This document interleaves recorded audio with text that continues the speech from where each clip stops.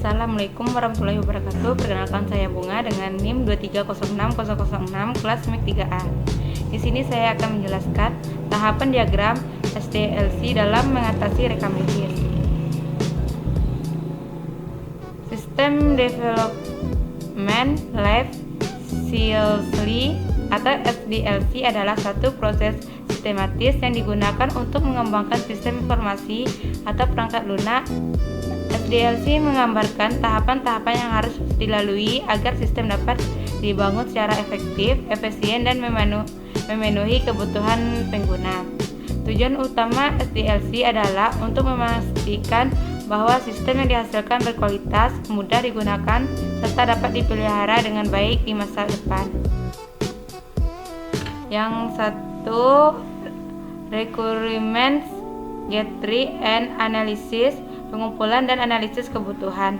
Tahap pertama dalam SDLC adalah pengumpulan serta menganalisis kebutuhan dari pengguna atau organisasi. Tujuannya adalah memahami masalah yang dihadapi dan menentukan solusi yang dibutuhkan.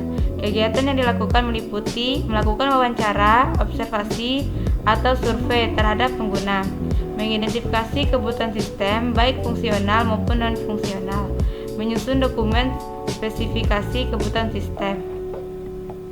Yang kedua ada pembuatan atau pengembangan sistem. Tahap kedua adalah proses implementasi dari desain yang telah dibuat ke dalam bentuk kode program. Kegiatan ini melibatkan tim programmer yang menulis, menguji, dan menggabungkan kode dari berbagai modul sistem.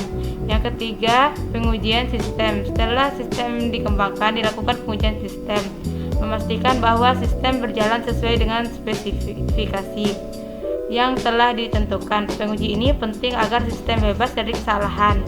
Sebelum digunakan secara resmi, jenis penguji yang dilakukan antara lain unit testing, menguji setiap modal secara terpisah. Integration testing, menguji interaksi antara modul. Sistem testing, menguji keseluruhan sistem. Yang keempat, operasi dan pemeliharaan. Tahap terakhir adalah penerapan sistem ke lingkungan kerja nyata dan pemeliharaan secara berkala agar sistem tetap berjalan dengan baik. Kegiatan yang dilakukan meliputi instalasi dan pelatihan pengguna, pemantauan performa sistem, perbaikan kesalahan yang muncul setelah sistem digunakan, pembaruan atau update fitur sesuai kebutuhan baru. Kasus permasalahan rekam medis manual.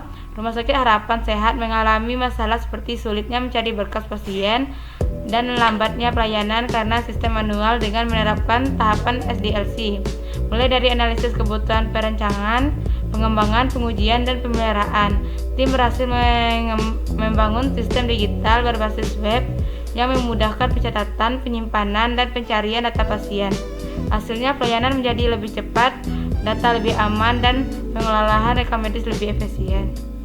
Jadi kesimpulannya, tahapan SDLC merupakan siklus berulang yang memastikan sistem informasi dibangun dengan kualitas tinggi sesuai kebutuhan pengguna dan mudah dipelihara.